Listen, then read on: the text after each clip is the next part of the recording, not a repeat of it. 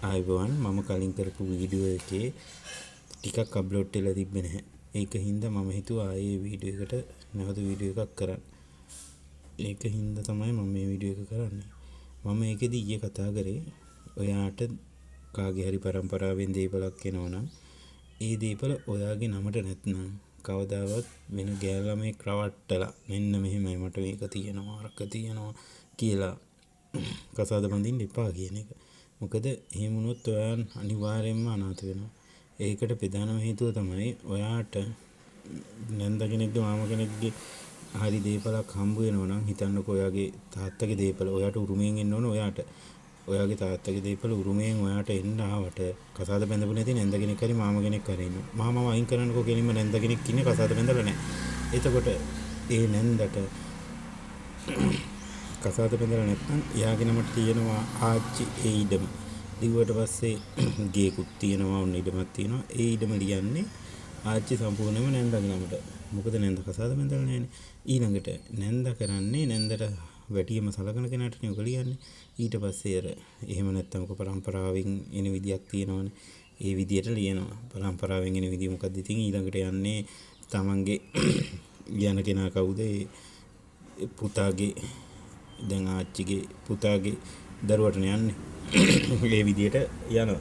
එහෙම වුණොත් ඒ විදියට අරයා ලියනවා. ලියද්දි ලියන්නේ එයාට ප්‍රාණභුක්තිය තියාගෙන. එයා කවදාවත් තමන්ගේ සම්පූර්ණ ඊටමම ලියන්නේ නැහැ. මොකද කවදා හරි දවසක එයාට නොසලකා හැරියොත් එයාට තුරුඹුවක් විදියට තියෙන්නේ මේ ඉඩම තමයි.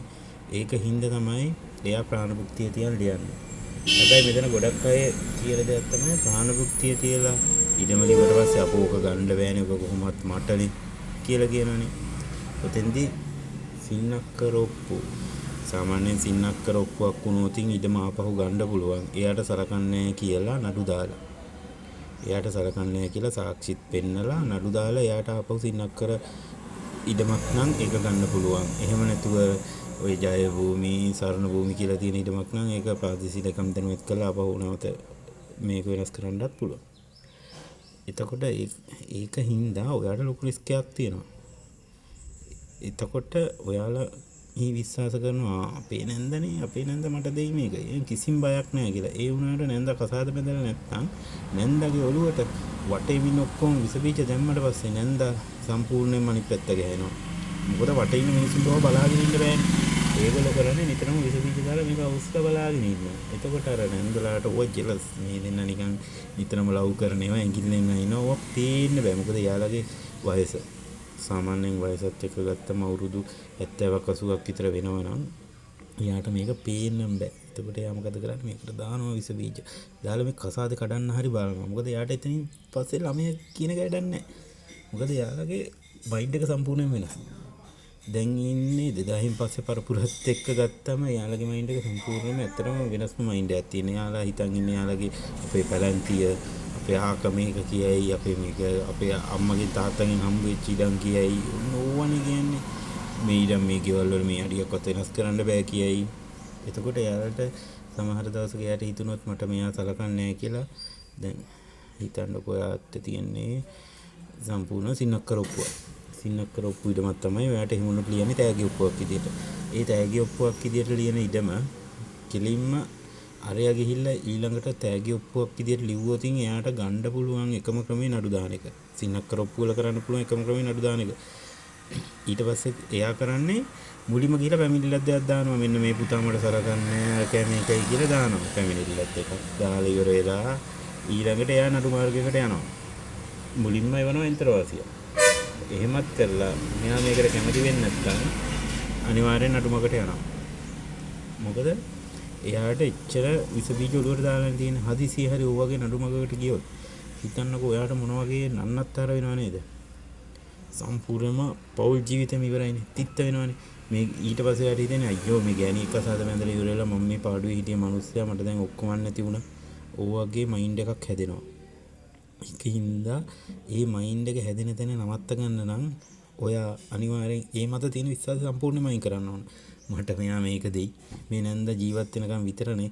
නැන්ද හෙට මැරෙයි. නැන්ද හෙට මැරෙන්නේ නැහැ. එයා ළඟදී ඔයාලා හිතන විදියට මේ අවුරුද්දකින් දෙකකින් ඔයාලා කසාද බැඳලා පස්සේ මැරෙන්නේ. එහෙම කීයටවත් හිතන්න එපා. ඔයාලා හිතන විදිහට මේ අයියෝ නැන්ද මැරලා යනවා නේ කිසි ප්‍රශ්නයක් නැහැ. ඊට පස්සේ මම රන් කරන්න මේක අක්කර කීයක්ද? එහෙම දෙයක් වෙන්නේ නැහැ. මොකද එයා මැරෙන්නේ නැහැ. එයා සාමාන්‍යයෙන් ඔයා ඔය එහෙම හිතනකොටම එයා ජීවත් වෙලා ඉරේ අවුරුදු සාමාන්‍යයෙන් අවුරුදු 20ක් ඇද්ද ඔක්කොම දාතලේ. එතකොට ඔයාට ඔයාගේ පෞල් ජීවිතේ පාවිනකමයි වෙන්නේ. ඔතෙන්දී ඔයාට ඔය ටෙන්ෂන් එක පිට කරගන්න ඕන නම් ඊළඟට කරන්න ගෑල්ලා මේවල්ලක කණ්ඩා හදනවා. ඔයා කසාද බැඳලා ඔයා විශ්වාස කරලා ගෑල්ලා මේගේ ඔළුව තමයි කණ්ඩා හදන්නේ. ඒකින්ද නිතරම ඒ වගේ දේවල් විශ්වාස කරලා කවදාවත් කසාද බඳින්න එපා. මොකද ඔයාට දෙයක් නැත්නම් මට නෑ. මට මෙහෙම දෙයක් නෑ. මට ගියක් දොරක් නෑ. මට ඉන්න දැනක් නෑ. කෙලිම කියන්න. කසාද වෙයි නැත්තම් නෑ. මට මේ ගෑල්ලා මේට මම කැමතියි. ඒකින්ද මට මෙයා බඳින්න ඕනේ කියලා බොරු නම් කියන්න එපා කවදාවත්. මොකද ඊළඟට කසාද බැඳලා පස්සේ තමයි ඔයාට තේරෙන්නේ අයියෝ මම මේ කරේ මොකද්ද කියන එක. එතකොට ඔයා එතෙන්දී ආයි රිවර්ස් එක ගහන්න බෑ. ඔයාට එතෙන්දී තවර ගන්න වෙනවා මට මගේ නැන්දද නැත්තම් මගේ ගෑනිද කියන එක. එතකොට ඔයා එතන අතරමැද අත්සරන වෙනවා. ඊළඟට ඔයාට ඕක ටෙන්ෂන් එක පිට කරගන්න තරම් නැති වුණොත් එක්ක නැන්දගේ පිටින් එක්ක වයිෆ්ගේ පිටින්. දෙපැත්තෙම එක පැත්තකින් ටෙන්ෂන් එක වතුර අඩු පැත්තේ සාමාන්‍යයෙන් ඒ බන්ට් එකක් ගැහුවට පස්සේ අඩු තැනකින් වතුර යනවනේ බහලා. අඩු තැන මොකද්ද? එක්ක නැන්දගේ පැත්ත එක්ක එහෙම නැත්තම් සම්පූර්ණයෙන් වයිෆ්ගේ පැත්ත. ඔය දෙපැත්තෙන් එක පැත්තකින් ඔය වතුර පාර ගලාගෙන යනවා. ඊට පස්සේ ඔයාටත් ඔයාගේ ජීවිතේ පහයි. ඒකින්ද කවදාවත් ඒ මත විශ්වාසය තියන්න එපා. දැන් සාමාන්‍යයෙන් ඔයාට ජය භූමි, සරණ භූමි ඊටමක් නම් ඒ ඊටම එයාට ලියන්න පුළුවන්. තෑග්ගේ උපු විදියට ලියන්නේ මේව ඉඩන්නේ. ඒව සින්නක් කරන්නේ. දැන් මේක ජය භූමි, සරණ භූමි නම් ඒක මේක පසු අයිතියක් තියලා ලියන්න පුළුවන්. අරගෙදි පසු අයිතිය ලියන්න පුළුවන්. මගෙන් පසුව කියන එක. ඒකට එයාට ඒ පසු අයිතිය ආයෙ වෙනස් කරන්නත් පුළුවන්. ගේමක්ම නේ. ඔයා සැලකන විදිය අනුව තමයි. ඔයාලා හොඳට ඉන්නවා දැක්කොත් එහෙම එයාට පොඩ්ඩක් අවුල් යන්නත් පුළුවන්. එහෙම නැතුව එයා කොච්චර සමහර වෙලාවට එනේ ගෑනු ළමයා ඔක්කොටම වැඩි හොඳට එයාට සලකනවා. ඒ නැන්දට සලකනවා. ඒ වුණත් එයාට මදි.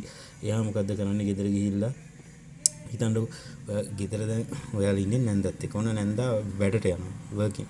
එන්නේ සාමාන්‍යයෙන් සතියන්තේ. සෙන්සුරාදිරිද දවස් දෙකේ ගෙදර එනවා. හිතන්න. ඒ ගෙදර ආපු වෙලාව ඇති යාට ආයි වයිෆ් එක කරන්න දාගන්න. එයා ආපු වෙලාවේ මුල් මාසෙ ඉඳි. මාස දෙකේ ඉඳි. හැබැයි තුන්වෙනි මාසේ ඉඳලා නැන්ද ඉන්නේ මේ විදිහට. ඊට පස්සේ එයා කරන්නේ උතන ප්‍රශ්න දානවා. අයියෝ සින්ක් එක හොදලා නැහැනේ. බාත්රූම් එක හොදලා නැහැනේ. එයා නිතරම කරන්නේ ආයි පිඟන් කෝප ටික ගන්නවා හොදනවා. ඔය කසාද බැඳපු නැති ඒ වයසක ඒ අයගේ තියෙන මයින්ඩ් එකේ තියෙන ප්‍රශ්නයක් තමයි ඕක. එයාලගේ ඒ මයින්ඩ් එක හදන්න බෑ. ඒකින්ද එයාලා මත කීයටවත් විශ්වාසය තියන්න එපා. මොකද විශ්වාසයක් තිබ්බොත් අනිවාර්යයෙන්ම ඔයාට එක පැත්තකට තීරණයක් ගන්න වෙනවා. එක්ක නැන්දා එක්ක වයිෆ්. ඔය වෙලාවට කවදාවත් ඔයාගේ තාත්තවත් අම්මවත් ඇවිල්ලා ඔය ප්‍රශ්නෙට මැදිහත් වෙන්නේ නැත. දැන් තාත්තගේ දැන් මම කතා කරේ තාත්තගේ පැත්තේ සහෝදරයෙක් විදියට.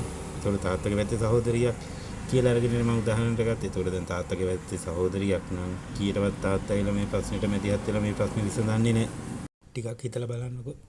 ඔයා මේ වගේ වෙලාවක අසරණුත් ඔයා මොකද කරන්නේ? හිතා ගන්න බෑ නේද? ඒකට ඔයා මුලින්ම දැන් සමහර වෙලාවට ඔයාලගේ තාත්තලා කියනවා අයියෝ අපේ මහගෙදර ගිහින් නවතින්න. ඒ ගෙදර අපේ අක්කා විතරයි ඉන්නේ, අපේ අයියා විතරයි ඉන්නේ, කිසිම ප්‍රශ්නයක් නැහැ. ඔයා ගෙදර ගිහිල්ලා නවතින්න. කියලා තාත්තලා තමයි වැඩිපුර මේක ඇති කරන්නේ. කියනලා අන්තිමට ප්‍රශ්නයක් එනකොට ඔය තාත්තවත් ඔයා ළඟ නැති වෙනවා. ඒකින්ද ඒ දෙන්න සත පහකට විශ්වාස කරන්න එපා. මොකද තමන්ගේ දරුවගේ ප්‍රේමයට වැඩිය සහෝදර ප්‍රේමය ඉස්මතු වෙනවා. ඒ වගේ තැන් එනවා. හිතන්න එපා මේ තමන්ගේ දරුවා කිලියර වෙලා අනේ මේ දරුවනේ අක්කව එළියට දාලා හරි දරුවට ඉන්න දෙන්න ඕන කියලා හිතන්නේ. එතෙන්දි කරන්නේ එහෙනම් දැන් ඔයගොල්ලෝ වෙන ගෙදරකට යන්න කියන දැනට තමයි මයින්ඩ් එක හදන්නේ ඇවිල්ලා. ඊළඟට ඔයාලා ප්‍රශ්න දාගෙන ඔයා ගෙදරට කතා කරොත් අනේ බලන්නකෝ තාත්තේ මට මේ නැන්ද ඉන්න දෙන්නේ මට මාමා ඉන්න දෙන්නේ මෙන්න මේ වගේ ප්‍රශ්න දානවා කියලා කිව්වොත් එයා මොකක්ද ඊළඟට කරන්නේ? මෙන්න මෙහෙමයි. උඹලට එහෙනම් මේ ගෙදර ඉන්න බෑනේ. එයා මැරලා ගියාට පස්සේ ඉන්න පුළුවන් මේ ගෙදෙට්ට. එතකන් උඹලා ඵලයන්කෝ මෙහි වෙන ගෙදරකට ගිහිල්ලා ඒ ගෙදර ඉඳහන්කෝ. ඔන්න ඕතැනට තමයි එයා කියන්නේ. අන්තිමට එයා අර කතා කිසිම දෙයක් බාරගන්නේ නැහැ. ඊට පස්සේ ඇවිල්ලා මේ අනේ මෙහෙමයි ඉතින් මම මේ වැඩේ කරලා මෙතෙන්ට පාට්ටල් කරේ කියලා එයා ඒ වැරද්ද බාරගන්නේ නැත. ඒක හින්දා හොඳම වැඩේ මම නම් හිතන්නේ මම නම් දකින්නෙම හොඳම වැඩේ ඒ වගේ තැන් වලින් පුළුවන් තරම් ඈත් වෙලා ඉන්න. ඒ වගේ තැන් වලට ඒ වගේ කෙනෙක් ඉන්නවා නම් එයාට ඇත්තටම එයාලට ඒ ආදරය කරුණාව ඒක දෙන්න ඕන. ඒ වුණාට එයාලා ගෙදර ගිහලා පළපදියන් එන්න ඕනේ නැහැ. ඒ ගෙදරට පළපදියන් එන්න යන්න එපා. එයාත් එක්ක ඔයාට ඉන්න බෑ. සමහර ඉන්නවා මෙතනින් 14ක් ඉන්නවා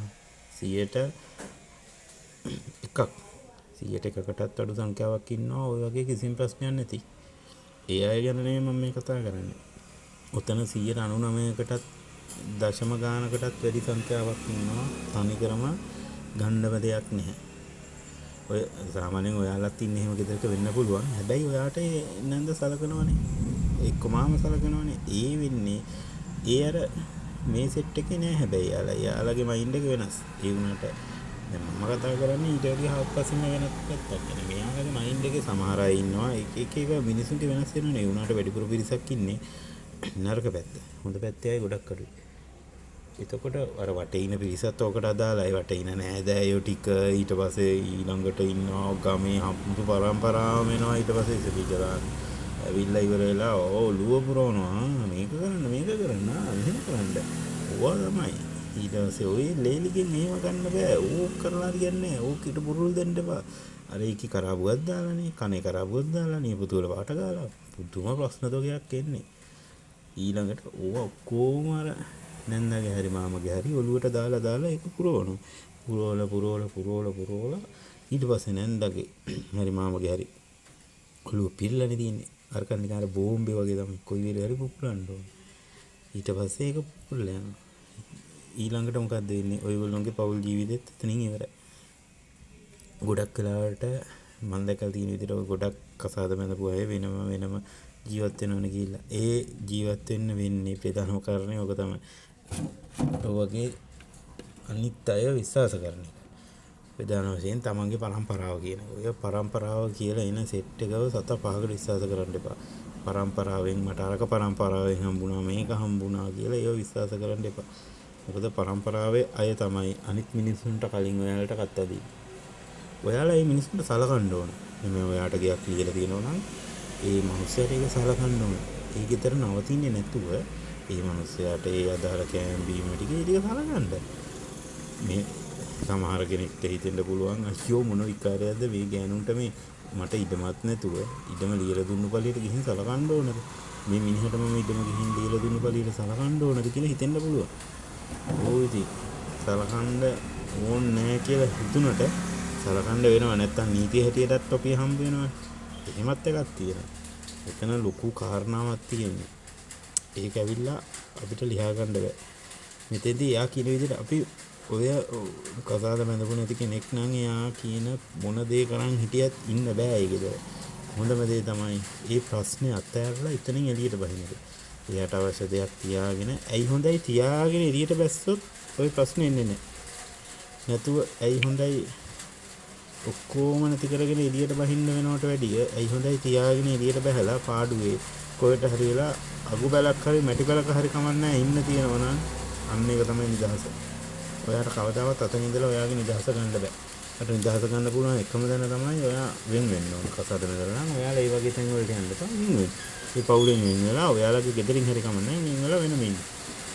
මම හිතන්නේ මම මීටත් වැඩිය දීර්ඝ කතාවක් කරන්න ඊළඟ වීඩියෝ එකෙන් අපි බලාපොරොත්තු වෙමු. මොකද මට දැන් වැඩත් එක්ක මම මේ කතාව කරේ.